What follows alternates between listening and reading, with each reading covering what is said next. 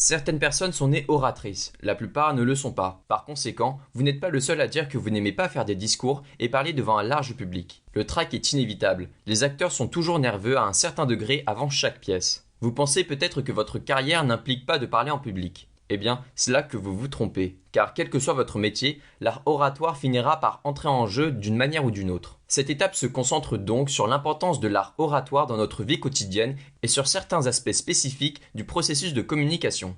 Il existe 4 types généraux d'orateurs publics. Il y a l'évitateur, qui fait tout son possible pour éviter de faire face à un public. Dans certains cas, les évitants cherchent des carrières qui n'impliquent pas à faire de présentation.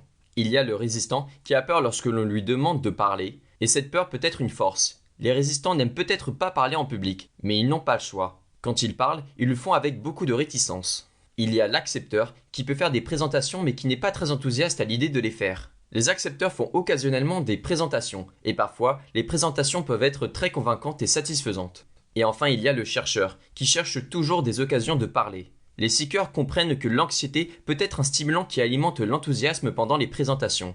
Les chercheurs s'efforcent de développer leurs compétences en communication professionnelle et en leur confiance en soi en prenant souvent la parole. Quel rôle l'art oratoire peut-il jouer dans votre vie?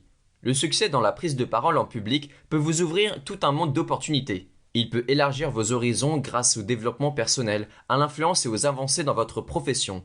Premièrement, la prise de parole en public améliore votre développement personnel.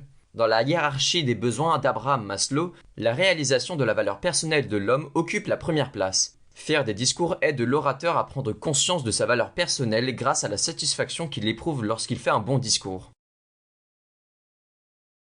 Pour continuer à écouter ce livre audio gratuitement, cliquez sur le lien dans la description et vous pourrez l'écouter en entier sans frais grâce à l'essai de 30 jours d'Audible.